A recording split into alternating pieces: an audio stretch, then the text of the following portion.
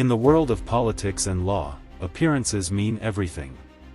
You can shake the right hands, smile for the right cameras, and live in the right neighborhood, and everyone assumes you're a man to be admired. That's exactly how people saw Thomas J. Capano, until the mask slipped. A respected lawyer. A political insider. A husband. A father. And a man whose charm hid a darkness even his closest allies never suspected. This is the chilling story of how power, obsession, and jealousy ended the life of a woman whose only crime was wanting to break free. Thomas J. Capano wasn't just another Delaware lawyer, he was the Delaware lawyer. He'd served as a state prosecutor, public defender, city solicitor. He was the legal counsel to Governor Michael Castle, and later, an aide to Governor Thomas Carper. In Wilmington, his name carried weight. His home spoke of wealth. His connections opened doors. And behind that polished image? A wife, 4 daughters, and a reputation that few dared question. But underneath, Tom was restless. His marriage was crumbling, and in the early 1990s, he found himself drawn to someone new. And Marie Fahey was everything Tom admired: smart, kind, and beautiful. She worked as scheduling secretary for Governor Carper, managing one of the busiest political calendars in Delaware. But Anne wasn't just a pretty face in politics. She had a warmth that made people feel at ease, and a quiet strength that helped her survive life's struggles.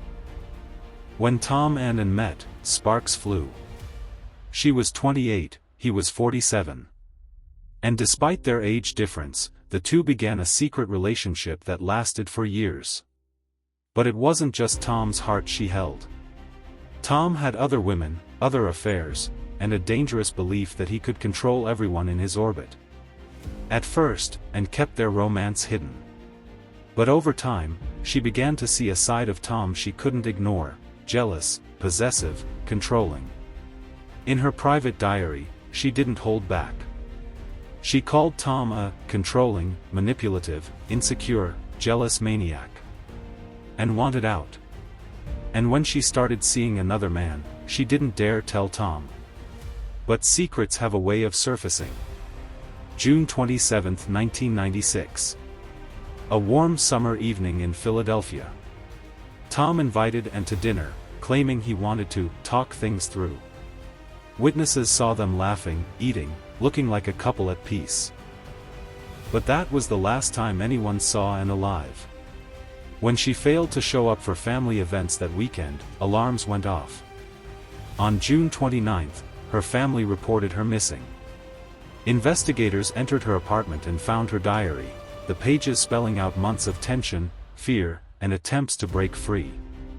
And the name in those pages was Thomas Capano. From the start, Tom claimed innocence.